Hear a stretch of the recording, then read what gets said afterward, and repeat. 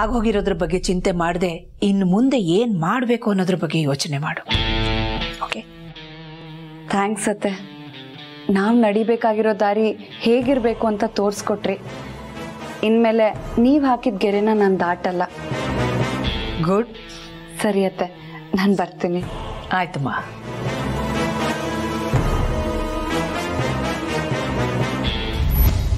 ನಾನು ಆಡಿದ ನಾಟಕ ಸಖತ್ತಾಗೆ ವರ್ಕೌಟ್ ಆಗಿದೆ. ಇದು ಬರೀ ಟ್ರಯಲ್ ಅತ್ತೆ, ಪಿಕ್ಚರ್ ಇನ್ನು ಬಾಕಿ ಇದೆ.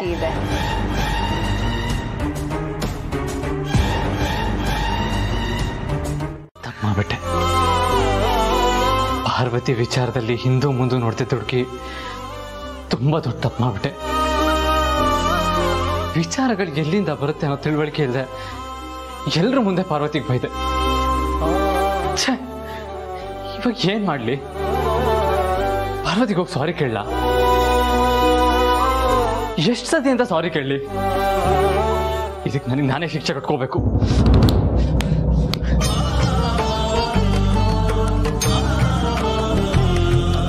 I am sorry Parvati. I am really sorry. ಸ್ನೇಹಿತರಿಗಾದ ಗತಿ ಮುಂದೊಂದಿನ ಬೇರೊಬ್ರಿಗಾಗಲ್ಲ ಅಂತ ಏನಪ್ಪ ಗ್ಯಾರಂಟಿ? ಅದಕ್ಕೆ ನೀವು ಮಾಡಿದ ತಪ್ಪು ಇನ್ಮೇಲೆ ಈ ರೀತಿ ಮಾಡಬೇಡಿ ಅಂತ ಹೇಳೋದಿಕ್ ಹೋಗಿದ್ನೆ ಹೊರತು ಅವ್ರ ವಿರುದ್ಧವಾಗಿ ಮಾತಾಡೋದಕ್ಕಲ್ಲಪ್ಪ. ಅಖಿಲಮ್ನವರು ಈ ರೀತಿ ತಪ್ಪು ನಿರ್ಧಾರಗಳನ್ನು ತಗೋತಾರೆ ಅಂತ ನನ್ ಮನ್ಸಿಗೆ ಅನಿಸ್ತಾ ಇಲ್ಲ. ನಿನಗ ಅನಿಸ್ದೇ ಇರ್ಬೋದು, ಆದ್ರೆ ಈಗ ತಪ್ಪಾಗಿದೆ. ಯಾವ ಉದ್ದೇಶ ಇಟ್ಕೊಂಡು ಅಮ್ಮ ಈ ರೀತಿ ಮಾಡಿದ್ರು ಅಥವಾ ಬೇರೆ ಯಾರು ಮಾಡಿದ್ರೋ ನನಗ್ ಗೊತ್ತಿಲ್ಲ. ಆದ್ರೆ ಅಮ್ಮನ್ನೇ ನಂಬ್ಕೊಂಡು ಅವ್ರ ಕಂಪ್ನಿಲಿ ಕೆಲಸ ಮಾಡ್ತಿರೋರ್ಗೆ ಈ ರೀತಿಯ ಬೆಳವಣಿಗೆ ಅವ್ರ ನೆಮ್ಮದಿ ಕಿತ್ಕೊಳ್ಳೋದಂತೂ ನಿಜ. ಇದು ಖಂಡಿತ ಒಳ್ಳೆ ಬೆಳವಣಿಗೆ ಅಲ್ಲಪ್ಪ. ನಿನ್ನ ಮನಸ್ಸಿಗೆ ಸರಿ ಅನ್ನಿಸ್ತಿದ್ಯಾ ಪಾರ್ವತಿ?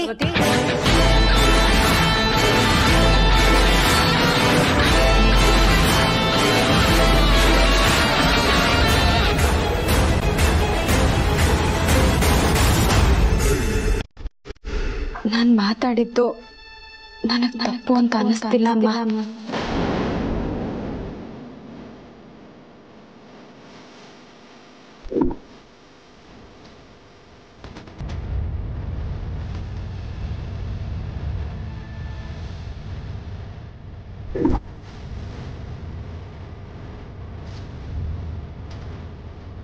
ಏನ್ ಮಾಡ್ತೀರಾ? Option number 2. ಪಾರ್ವತಿ ಪಾರ್ವತಿ ನನ್ನಿಂದ ತುಂಬಾ ದೊಡ್ಡ ತಪ್ಪಾಗಿದೆ, ಏನೋ ಮಣ್ಣು ತಿನ್ನೋ ಕೆಲಸ ಮಾಡ್ಬಿಟ್ಟಿದೀನಿ, ದಯವಿಟ್ಟು ನನ್ನ ಕ್ಷಮಿಸ್ಬಿಡಮ್ಮ ಅಂತ ಕೇಳ್ಕೊತೀರಾ. ಆಗ್ಲೂ ಅವಳ ಮನಸ್ಸು ಕರಗ್ಲಿಲ್ಲ ಅಂತ ಇಟ್ಕೊಳ್ಳಿ. ಆಗೇನ್ ಮಾಡ್ತೀರಾ? ಆಪ್ಷನ್ ನಂಬರ್ 3ಗೆ ಹೋಗ್ತೀರಾ.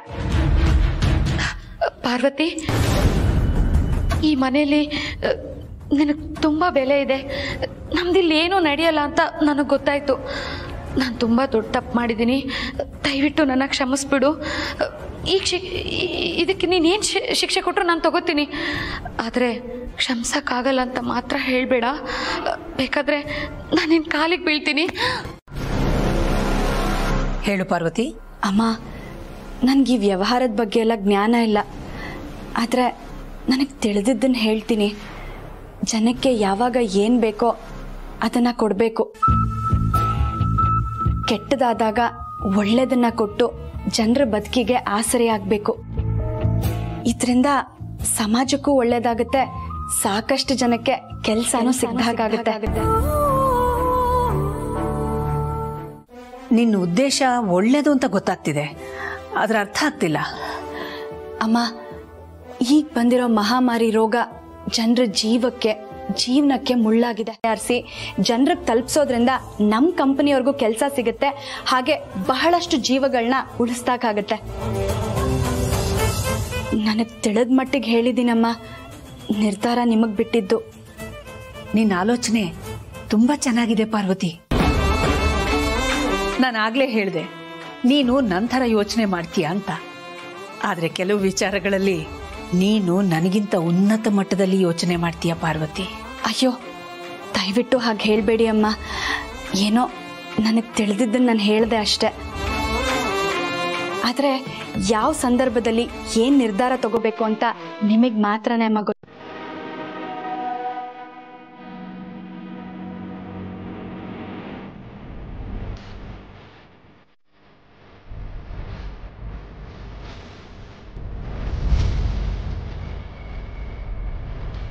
ಗಣಿ,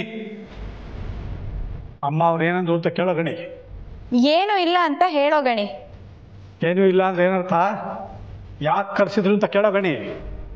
ನಾನು ಹೋಗೋವಾಗ ನಿನ್ ಮುಖಕ್ಕೆ ಮಂಗಳಾರತಿ ಎತ್ತಿ ಕಳಿಸ್ತಾರೆ ಹೋಗು ಅಂತ ಹೇಳಿದ್ರಲ್ಲ, ಹಾಗೆ ಮಾಡಿದ್ರು ಅಂತ ಹೇಳೋ ಗಣಿ.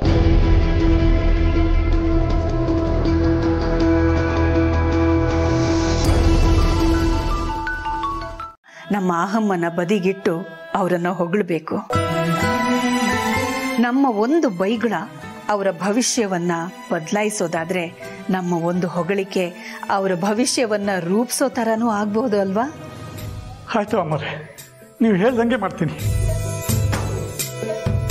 ಸರಿ ಹನುಮಂತು. ಅಪ್ಪ, ನಾನು ಹೇಳಿರ್ಲಿಲ್ವಾ ಅಕ್ಕ ಏನು ತಪ್ಪು ಮಾಡಿರಲ್ಲ ಅಂತ? ಹೌದು ಕಣೋ, ನನ್ನ ಪಾರ್ವತಿ ಯಾವತ್ತೂ ತಪ್ಪು ಮಾಡಲ್ಲ.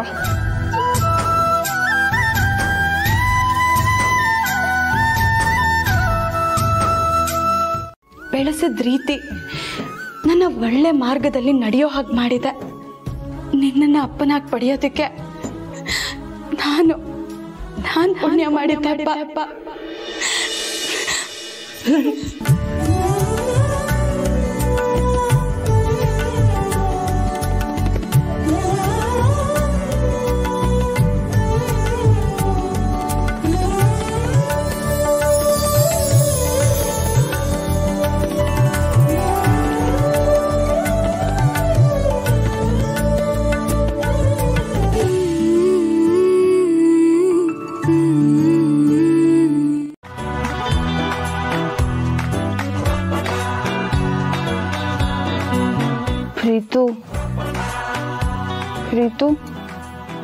ಪ್ರೀತು ಎದ್ದೇಳು.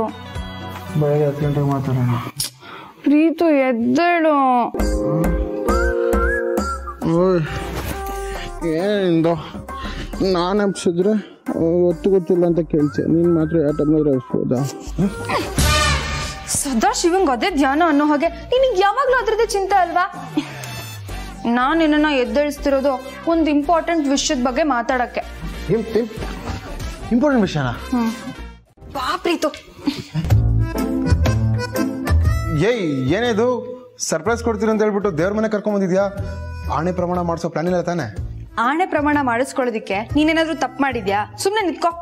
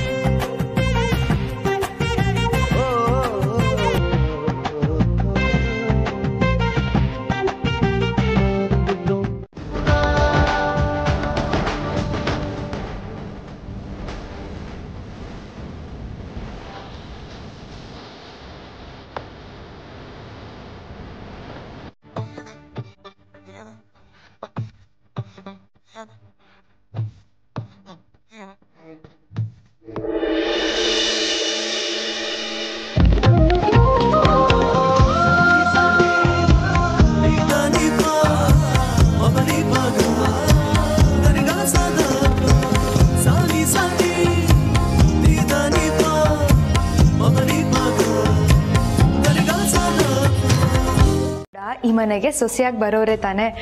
ಎಷ್ಟೇ ಆದ್ರೂ ನೀವೇ ಈ ಮನೆಗೆ ಹಿರಿ ಸೊಸೆ.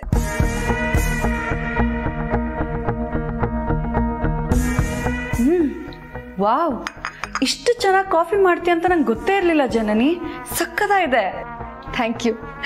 ಆದ್ರೆ ನಮ್ಮ ಪಾರ್ವತಿಯವರಷ್ಟು ಚೆನ್ನಾಗಿ ಮಾಡೋದಕ್ಕೆ ನನಗೆ ಬರಲ್ಲ.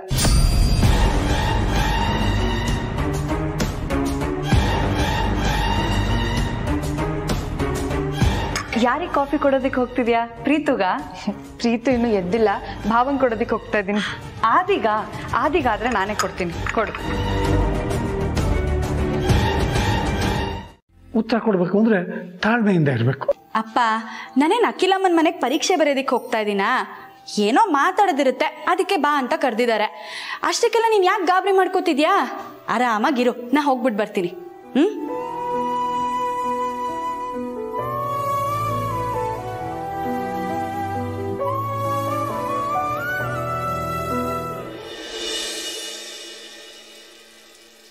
ಆದಿ ಆದಿ ಹಾ ಅನುಷ್ಕಾ, ಕಾಫಿ ತಂದಿದ್ದೀನಿ ಆದಿ. ಅಲ್ಲೇ ಇಡು, ನಾ ತಗೋತೀನಿ. ಸರಿ ಆದಿ.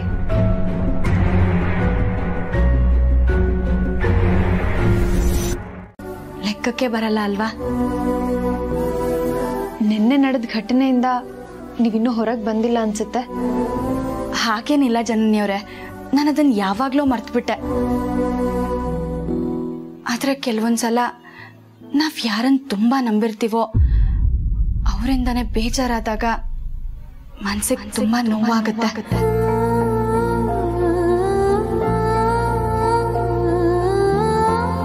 ಅರಸನಕೋಟೆ ಅಖಿಲಾಂಡೇಶ್ವರಿ ಅವ್ರು ಮಾಡಿರೋದು ತಪ್ಪು ತಪ್ಪು ತಪ್ಪು.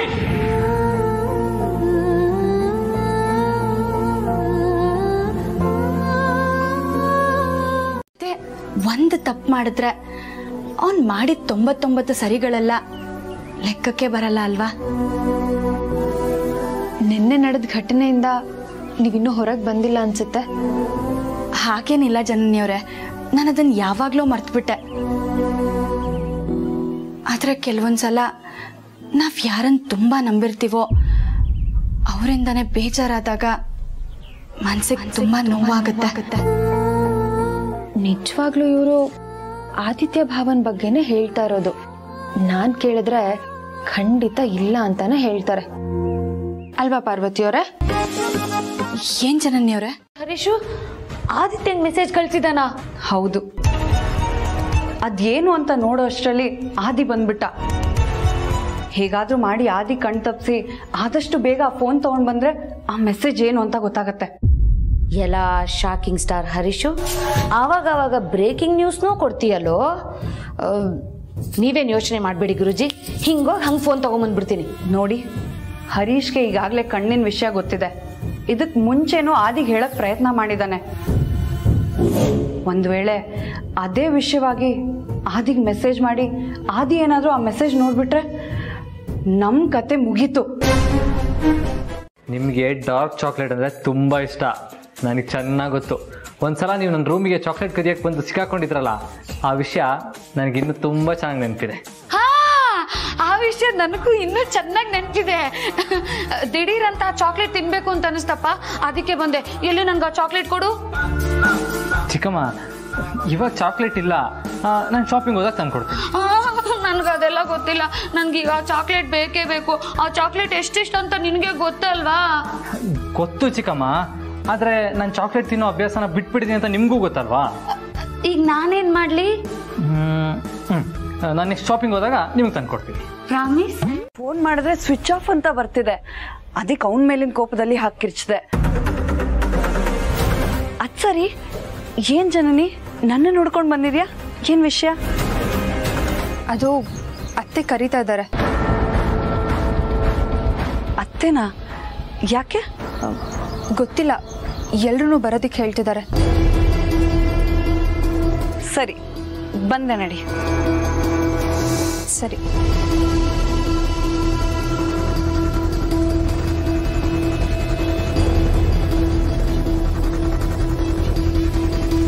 ಏನ್ ವಿಷಯ ಇರ್ಬೋದು?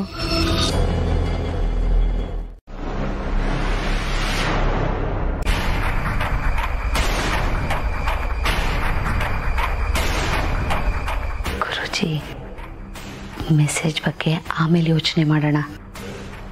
ಈಗ ಅಕ್ಕ ಪಾರ್ವತಿಗೆ ಕ್ಲಾಸ್ ತಗೋತಾರೆ, ಅದು ನೋಡಿ ಸ್ವಲ್ಪ ಮಜಾ ತಗೊಳ್ಳಿ. ಈಗಿರೋ ಸನ್ನಿವೇಶದಲ್ಲಿ ಒಂದು ಮಹತ್ವದ ನಿರ್ಧಾರನ ತಗೋಬೇಕಾಗಿದೆ. ಅದ್ರ ಬಗ್ಗೆ ಮಾತಾಡೋಕ್ಕೋಸ್ಕರನೇ ನಿಮ್ಮನ್ನೆಲ್ಲ ಇಲ್ಲಿ ಕರೆಸಿರೋದು.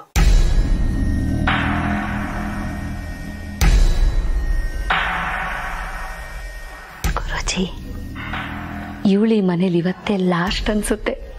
ನೀವ್ ನಮ್ಮ ಅಭಿಪ್ರಾಯ ಕೇಳೋ ಅವಶ್ಯಕತೆನೇ ಇಲ್ಲ ಅತ್ತೆ. ನೀವ್ ಏನೇ ನಿರ್ಧಾರ ತಗೊಂಡ್ರು ಅದನ್ನ ಒಪ್ಕೊಳ್ಳೋದು ನಮ್ಮೆಲ್ಲರ ಕರ್ತವ್ಯ.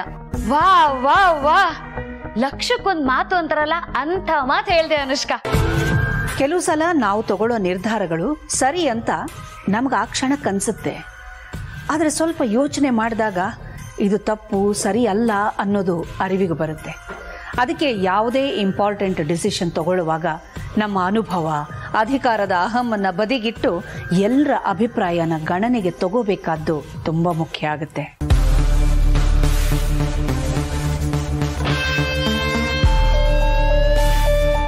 ನೀನ್ಯಾಕಪ್ಪ?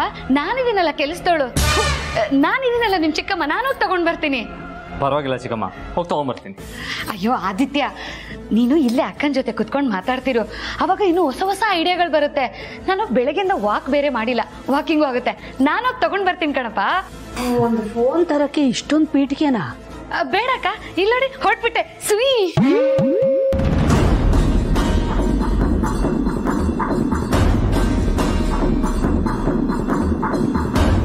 ಅಂತೂ ಆದಿ ಫೋನ್ ನಮ್ಮ ಕೈಗೆ ಸಿಗ್ತಿದೆ. ಮೊದಲು ಆ ಹರೀಶ್ ಏನ್ ಮೆಸೇಜ್ ಕಳ್ಸಿದಾನೆ ಅಂತ ತಿಳ್ಕೊಬೇಕು. ಸರ್ ನೋಡಿ,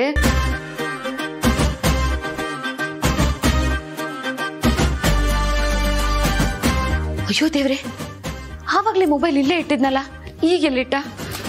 ಅಯ್ಯೋ, ಆ ಹರೀಶ ಏನ್ ಮೆಸೇಜ್ ಮಾಡಿದಾನೆ ಅಂತ ನೋಡ್ಬೇಕು.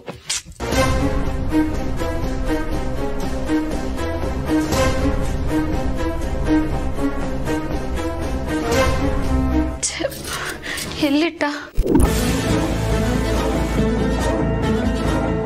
ಹಬ್ಬ, ನಿಧಿ ಸಿಕ್ಕಂಗಾಯ್ತು. ಅವನೇನ್ ಮೆಸೇಜ್ ಕಳ್ಸಿದ್ರೆ ಫಸ್ಟ್ ನೋಡೋಣ.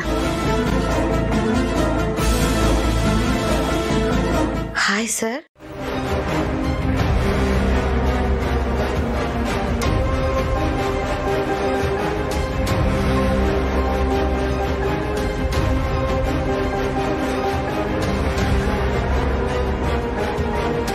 ಇವತ್ತು ಆದಿತ್ಯ ಸರ್ ಬಂದರೆ ಅವ್ರ ಜೀವನನೇ ಬದಲಾಗುತ್ತೆ. ಇಷ್ಟು ದಿನ ಯಾವ ಕಣ್ಣಿಗೋಸ್ಕರ ಹಗಲು ರಾತ್ರಿ ಅಂದರೆ ಕಾಯ್ತಾ ಇದ್ದಾರೋ ಆ ಕಣ್ಣಿನ ಹುಡುಗಿ ಯಾರು ಅಂತ ಹೇಳೋ ಸಮಯ ಬಂದಿದೆ. ಆದರೆ ನಾನು ಹೇಳೋದನ್ನ ಅವ್ರು ನಂಬ್ತಾರ?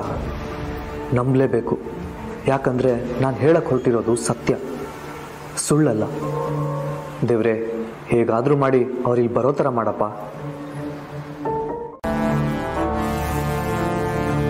ಉದಾಹರಣೆಗೆ ಅಮೃತ ಬಳ್ಳಿ ಕಷಾಯ, ನೆಲ ನೆಲ್ಲಿ ಕಷಾಯ, ಹೀಗೆ 10 ಹಲವಾರು ದೇಸಿ ಔಷಧಿಗಳಿವೆ. ಇಂಗ್ಲಿಷ್ ಮೆಡಿಸಿನ್ನ ಕಂಡುಹಿಡಿಯೋದಕ್ಕಿಂತ ಮುಂಚೆ ನಮ್ಮ ರೋಗ ನಿರೋಧಕ ಶಕ್ತಿಯನ್ನು ಹೆಚ್ಚಿಸಿಕೊಳ್ಳೋದಕ್ಕೆ, ರೋಗಗಳನ್ನು ದೂರ ಇಡೋದಕ್ಕೆ ನಾವು ಬಳಸ್ತಾ ಇದ್ದಿದ್ದು ಇಂಥ ಗಿಡಮೂಲಿಕೆಗಳಿಂದ ತಯಾರಾದ ಔಷಧಿಗಳನ್ನ ತಾನೆ. ಆ ರೋಗ ನಿರೋಧಕ ಶಕ್ತಿನ ಹೆಚ್ಚಿಸೋ ಗುಣ ಇರೋ ಗಿಡದ ಬೇರು ನಂಗೆ ಗೊತ್ತಿರೋ ಕಡಲ್ ತುಂಬಾ ಇದೆ ಅಮ್ಮ.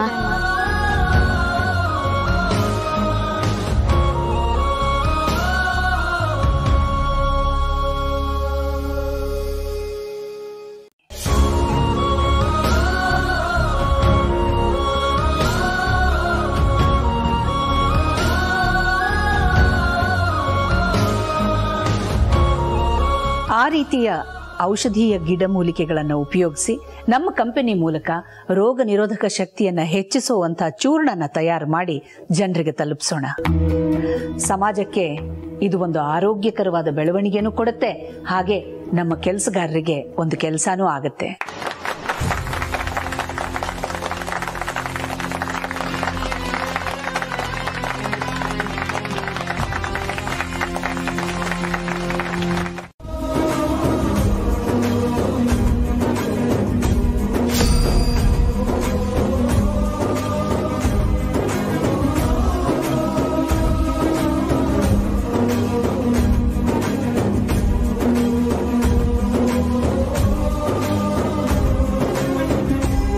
ಈ ಅಮೂಲ್ಯವಾದ ಸಲಹೆ ಕೊಟ್ಟಿದ್ದೆ ಪಾರ್ವತಿ. ಈ ಹೊಗಳಿಕೆ ಎಲ್ಲ ಅವಳಿಗೆ ಸೇರ್ಬೇಕು.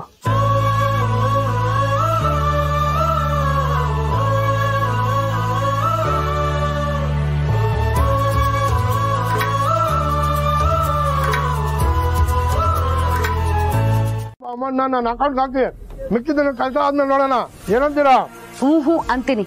ಬಾಯಿ ಮುಚ್ಕೊಂಡು ನಾನು ಹೇಳಿದ ಕೆಲಸನ ಮಾಡು, ಆಮೇಲೆ ಒಟ್ಟಿಗೆ ಎಲ್ಲ ಸೆಟ್ಲ್ ಮಾಡ್ತೀನಿ. ಸರಿ ಮೇಡಮ್, ಹೇಳಿ. ನೋಡು, ನಮ್ ಪಕ್ಕದ ರೋಡ್ ಸರ್ಕಲ್ ಅಲ್ಲಿ ಒಂದ್ ಹುಡುಗ ನಿಂತಿರ್ತಾನೆ. ಅವನ್ ಫೋಟೋನ ನಾನ್ ನಿನ್ಗೆ ವಾಟ್ಸಪ್ ಅಲ್ಲಿ ಕಳಿಸ್ತೀನಿ. ಆ ಹುಡುಗನ್ನ ಹಿಡಿದು ಮೂರ್ಛೆ ಹೋಗೋ ತರ ಮಾಡಿ ನಮ್ ಮನೆ ಮುಂದೆ ನಿಂತಿರೋ ಕೆಂಪು ಕಾರಲ್ಲಿ ಯಾರಿಗೂ ಗೊತ್ತಾಗ್ದಿರೋ ತರ ಡಿಕ್ಕಿಲ್ ಅವನನ್ನ ಲಾಕ್ ಮಾಡಿ. ಮುಂದಿದ್ದು ನಾನ್ ನೋಡ್ಕೋತೀನಿ. ಸರಿ ಮ್ಯಾಮ್.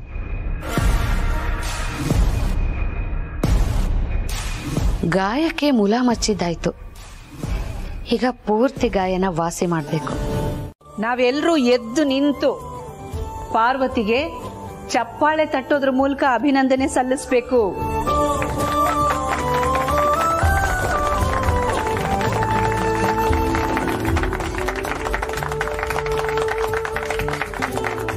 ಅತ್ತೆ ಅತ್ತೆ ಒಂದ್ ನಿಮಿಷ ಬರ್ತೀನಿ. ಹಲೋ,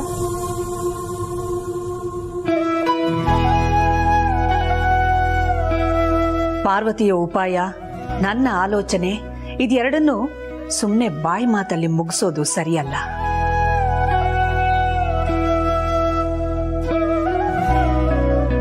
ಚೆನ್ನಾಗಿ ಯೋಚನೆ ಮಾಡಿ ಇಡಬೇಕಾಗತ್ತೆ ಅಲ್ವಾ ಆದಿ?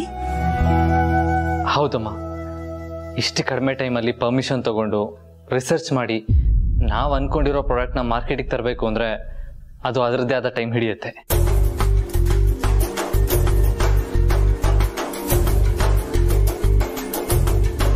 ಆದಿ, ಯಾವುದೇ ಕೆಲಸನಾದ್ರೂ ಎರಡು ರೀತಿಯಲ್ಲಿ ಮುಗಿಸ್ಬಹುದು. ದುಡ್ಡಿಂದ ಕಡಿಮೆ ಸಮಯದಲ್ಲಿ ಸಾಧಿಸೋದು ಒಂದು ಆಪ್ಷನ್. ಇನ್ನೊಂದು ಆಪ್ಷನ್ ಸಮಯ ಕೊಟ್ಟು ದುಡ್ಡನ್ನ ಗಳಿಸೋದು.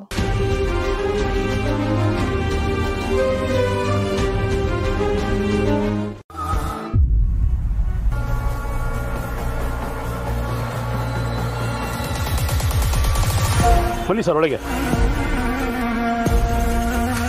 ನಡೀರಿ ಸರ್.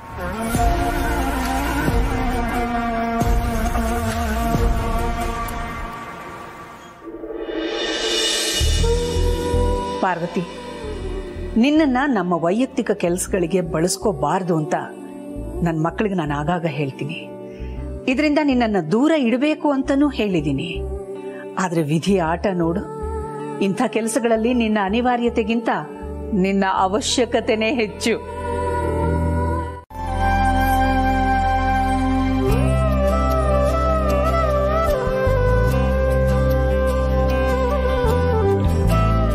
ಅಮ್ಮ, ಈ ಪಾರ್ವತಿ ನಿಮ್ ನೆರಳಲ್ಲಿ ಬೆಳೆದವಳು. ನೀವು ನನ್ನ ಹತ್ರ ಕೇಳ್ಕೋಬಾರ್ದು, ಆಜ್ಞೆ ಮಾಡಬೇಕು. ದೊಡ್ಡವರು ಬರೀ ದುಡ್ಡು ಮಾಡ್ತಾರೆ, ಸಾವಿನ ಮೇಲೆ ಕುಣಿದಾದ್ರೂ ಹಣ ಗಳಿಸ್ತಾರೆ ಅಂತಾರೆ. ಆದ್ರೆ ನಿಜವಾದ ದೊಡ್ಡವರು ತಮ್ಮ ಬಗ್ಗೆನೂ ಯೋಚನೆ ಮಾಡದೆ ಸಮಾಜಕ್ಕೋಸ್ಕರ ನಿಲ್ತಾರೆ. ಅದಕ್ಕೆ ಉದಾಹರಣೆನೇ ನೀವಮ್ಮ. ನನ್ನ ಕೈಲಾದಷ್ಟು ಅಳಿಲ್ ಸೇವೆ ಮಾಡ್ತೀನಮ್ಮ. ನಿಮ್ಮ ಹೆಸರಿಗೆ ಗೌರವ ಬರಬೇಕಷ್ಟೆ. ಅದೇನ್ ಮಾಡಬೇಕು ಹೇಳಿ ಅಮ್ಮ, ನಿಮ್ ನೆರಳಾಗಿ ಹಿಂಬಾಲಿಸ್ತೀನಿ.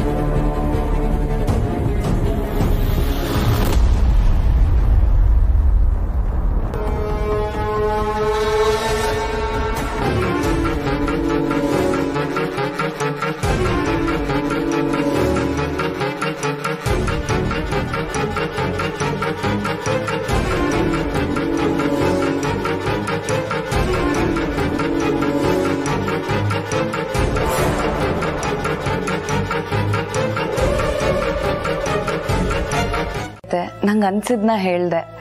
That's all right. ಹಾಗಾದ್ರೆ ನಾವು ಬೇರೆ ಯಾವುದು ಆಪ್ಷನ್ ಇಲ್ವಾ ಅಮ್ಮ? ಇದೆ. ಏನು? ಹಿತ್ತಲ ಗಿಡ ಯಾವತ್ತಿದ್ರೂ ಮದ್ದೆ, ಆದ್ರೆ ಅದು ನಮ್ಮ ಕಣ್ಣು ಕಾಣಿಸಲ್ಲ ಅಷ್ಟೇ. ಅರ್ಥ ಆಗ್ಲಿಲ್ಲ ಅಮ್ಮ. ಹಿತ್ತಲ್ ಗಿಡ ಅಂದ್ರೆ ಯಾರು? ನಮ್ಮ ಪಾರ್ವತಿ.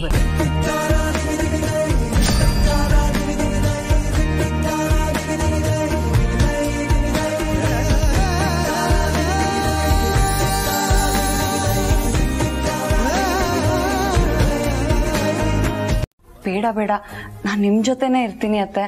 ಐ ಆಮ್ ಸಾರಿ.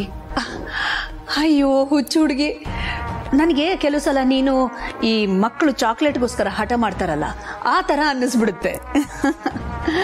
ಸರಿಯಮ್ಮ, ನೀನು ನನ್ನ ಜೊತೆಲಿ ಇಲ್ಲೇ ಇರು. ಥ್ಯಾಂಕ್ ಯು ಸೋ ಮಚ್ ಅತ್ತೆ.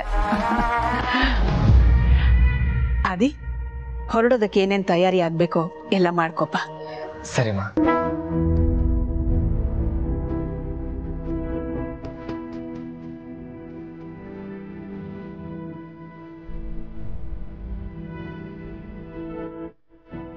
ಹಲೋ, ನಮಸ್ಕಾರ ಗುರುಗಳೇ. ಮೇಡಮ್, ಹಂಗೆ ನಮ್ದು ಹಳೆ ಬ್ಯಾಲೆನ್ಸ್ ಕೂಡ ನಿಮ್ಮ ಹತ್ರ ಇದೆ, ಅದನ್ನು ಹಾಕ್ಬಿಟ್ಟಿದ್ರೆ ಚೆನ್ನಾಗಿರೋದು. ಯಾಕಂದ್ರೆ ನಮ್ಮ ಹುಡುಗರು ಪಾಪ ತುಂಬಾ ಕಷ್ಟಪಟ್ಟಿದ್ದಾರೆ. ಅವ್ರು ಟೈಮ್ ಟು ಟೈಮ್ ಏನಾದ್ರು ಕೊಡ್ತಿಲ್ಲ ಅಂದ್ರೆ ಹುಷಾರ್ ತಪ್ಪಿಡ್ತಾರೆ ಮೇಡಮ್. ನೆಟ್ವರ್ಕ್ ಸ್ವಲ್ಪ ಇಲ್ಲಿ ಕಮ್ಮಿ ಇದೆ, ನೋಡ್ಬಿಟ್ಟು ಕಳಿಸ್ತೀನಿ ಆಯ್ತಾ? ಈಗ ಫೋನ್ ಇಡು. ಬಿಡ, ಹುಡುಗರಿಗೆಲ್ಲ ಅಡ್ಡ ಬರಕ್ ಕೇಳ. ಇವತ್ತು ಫುಲ್ ಗುಂಡು ತುಂಡು ಪಾರ್ಟಿನ ಎಲ್ರಿಗೂ ಹೇಳ ಬರ. ಜನ ಅದೇನ್ ದುಡ್ಡು ದುಡ್ಡು ದುಡ್ಡು ಅಂತ ಸಾಯ್ತಾರೋ, ಇದ್ರೆ ನನ್ ಥರ ಇರ್ಬೇಕು ಅಲ್ವಾ ಫ್ರೆಂಡ್ಸ್?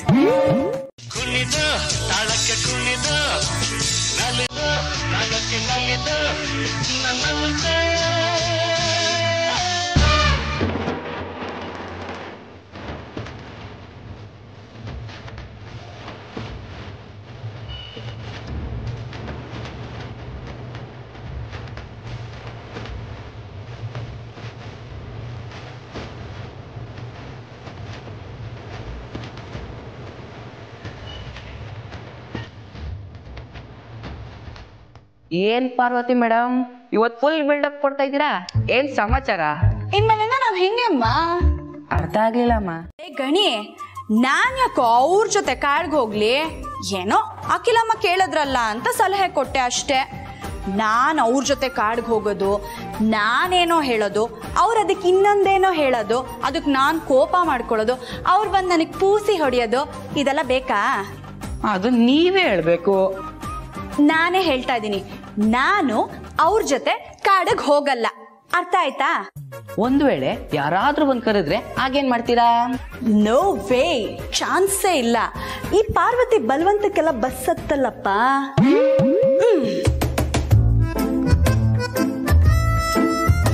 ಆಯ್ತಾಯ್ತು. ಬಾಯ್ ಬಡ್ಕೋತಿದೆ ಗುರೂಜಿ. ಏನ್ ಮಾತಾಡ್ತಿದ್ದೀರಾ ಅನ್ನೋ ಪ್ರಜ್ಞೆ ಇದೆಯಾ ನಿಮ್ಗೆ? ಗುರೂಜಿ, ನೀವ್ ನನ್ ಮೇಲೆ ಕೋಪ ಮಾಡ್ಕೊಂಡು ಏನ್ ಪ್ರಯೋಜನ? ನಿಮ್ ರೋಷ ಕೋಪನೆಲ್ಲ ಯಾರ ಮೇಲೆ ತೀರಿಸ್ಕೋಬೇಕು ಅವ್ರ ಮೇಲೆ ತೀರಿಸ್ಕೊಳ್ಳಿಲ್ಲ, ಈಗ ನನ್ ಮೇಲೆ ತೀರಿಸ್ಕೊಳ್ಳಿ. ಅರ್ಥ ಆಗ್ಲಿಲ್ಲ. ಅಯ್ಯೋ, ನಿಮಗ ಅರ್ಥ ಆಗಲ್ಲ ಬಿಡಿ ಗುರೂಜಿ. ಇಷ್ಟು ದಿನ ನಿಮ್ಮನ್ನ ನಾನು ಹೊಗಳಿ ಹೊಗಳಿ ಅಟ್ಟಕ್ಕೇರ್ಸಿ ಪುಟ್ಟಲಕ್ಷ್ಮಿ ರೇಂಜಿಗೆ ನಾನು ಬಿಲ್ಡಪ್ ಕೊಡ್ತಾ ಇದ್ರೆ ನೀವು ಟಸ್ಪಟಕ್ಕಿ ತರ ಆಗೋಗ್ತೀರಂತ ನಾನ್ ಅನ್ಕೊಂಡಿರ್ಲಿಲ್ಲ. ಆದಿತ್ಯನ್ ಜೊತೆ ಹೋಗಮ್ಮ ಅಂತ ಹೇಳ್ದಾಗ ಹೋಗದ್ ಬಿಟ್ಟು ಇಲ್ಲ ಅತ್ತೆ ನಾನ್ ಮನೇಲೆ ಇದ್ದು ಅಡ್ಗೆ ಮಾಡ್ತೀನಿ ಅಂತ ಹೇಳ್ತಿರಲ್ಲ, ನಿಮ್ ಬುದ್ಧಿಗೆ ಏನ್ ಹೇಳ್ಬೇಕು ನಾನು? ಇಷ್ಟು ದಿನ ನೀವು ನನಗ್ ಬುದ್ಧಿ ಹೇಳ್ತಿದ್ರಿ, ಈಗ ನಾನೇ ನಿಮಗ್ ಬುದ್ಧಿ ಹೇಳ್ಬೇಕೇನೋ ಅಂತ ಅನ್ನಿಸ್ತಾ ಇದೆ. ಅಯ್ಯೋ ದಡ್ಡಿ ದಡ್ಡಿ ದಾಮಿನಿ, ದಡ್ಡಿ ಆಗ್ಬಿಟ್ಟಿಯಲ್ಲೇ ನೀನು. ಈಗೇನಾಯ್ತು?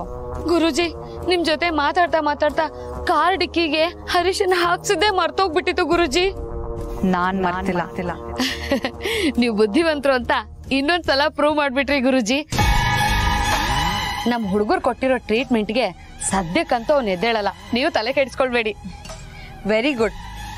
ಅವನನ್ನ ಎಲ್ಲಿ ಹೇಗೆ ವಿಚಾರಿಸ್ಕೋಬೇಕು ಅಂತ ನನಗ್ ಚೆನ್ನಾಗುತ್ತಿದೆ, ನೀವ್ ತಲೆ ಕೆಡ್ಸ್ಕೋಬೇಡಿ. ಬನ್ನಿ. ನಮ್ ಡೈಲಾಗ್ ನಮಗೆ ಹೇಳ್ದಂಗಿತ್ತಲ್ವಾ? ಒಂದ್ ವೇಳೆ ಅವಳು ನನ್ನ ಜೊತೆ ಬಂದ್ರು ಅವಳಿಗೆ ನನ್ನ ಮೇಲಿನ ಕೋಪ ಕಮ್ಮಿ ಆಗಿರಲ್ಲ. ಆ ಸಂದರ್ಭನ ನಾನು ಹೇಗೆ ನಿಭಾಯಿಸ್ಲಿ?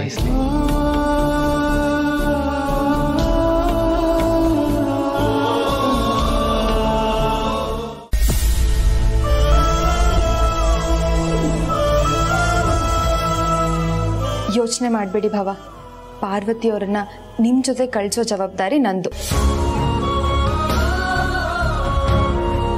ಆದ್ರೆ ಒಂದ್ ಕಂಡೀಷನ್. ಏನದು? ನೀವು ಅವರಿಗೆ ಸಾರಿ ಕೇಳಬೇಕು. ಭಾವ, ಪಾರ್ವತಿಯವರು ನಿಮ್ ಬದುಕಲ್ಲಿ ತುಂಬಾ ಮುಖ್ಯ ಅಂತ ಅವ್ರಿಗೆ ಅರ್ಥ ಆಗ್ಬೇಕು. ಆ ಥರ ಕ್ಷಮೆ ಕೇಳಿ. ಥ್ಯಾಂಕ್ಸ್ ಸನ್ನಿ, ಸರಿಯಾದ ಸಜೆಷನ್ನೇ ಕೊಟ್ಟೆ. ನಾನೇನೋ ಪಾರ್ವತಿ ಹತ್ರ ಸಾರಿ ಕೇಳ್ತೀನಿ, ಆದರೆ ಅವಳು ನನ್ನ ಜೊತೆ ಬರೋದಕ್ಕೆ ಒಪ್ಕೊಳ್ತಾಳ? ಆ ಚಿಂತೆ ನನಗೆ ಬಿಟ್ಬಿಡಿ. ಅವ್ರನ್ನ ನಿಮ್ಮ ಜೊತೆ ಕಳಿಸೋ ಜವಾಬ್ದಾರಿ ನಂದು. ಆದರೆ ಅವರಿಗೆ ಕ್ಷಮೆ ಹೇಗೆ ಕೇಳಬೇಕು, ಅವ್ರ ಮನಸ್ಸನ್ನ ಹೇಗೆ ಕರಗಿಸ್ಬೇಕು ಅನ್ನೋದು ನಿಮಗೆ ಬಿಟ್ಟಿದ್ದು. ಆದರೆ ಒಂದು ವಿಷಯ ನೆನ್ಪಿಟ್ಕೊಳ್ಳಿ ಭಾವ, ನೀವು ಕೇಳೋ ಸಾರಿಗೆ ತೂಕ ಬರಬೇಕು ಅಂದರೆ ಆ ಸಾರಿ ತುಂಬ ಸ್ಪೆಷಲ್ ಆಗಿರಬೇಕು. ಹೊರಟಿದ್ದಾರೆ. ಆ ವಿಚಾರದಲ್ಲಿ ಏನು ಸಮಸ್ಯೆ ಆಗಲ್ಲ ತಾನೆ ಅಂತ ಕೇಳೋದಕ್ಕೆ ತಮ್ಮನ್ನ ಬರ ಹೇಳಿದ್ದು.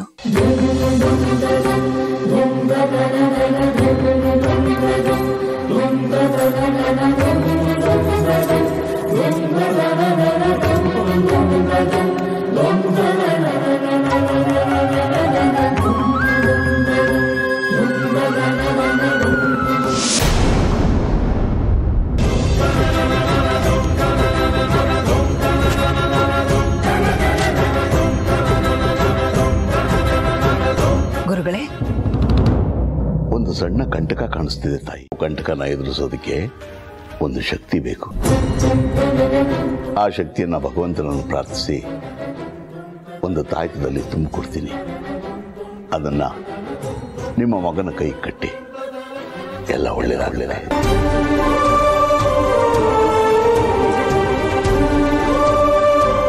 ಆದರೆ ಒಂದು ಮುಖ್ಯವಾದ ವಿಚಾರ ನೆನಪಿರಲಿ.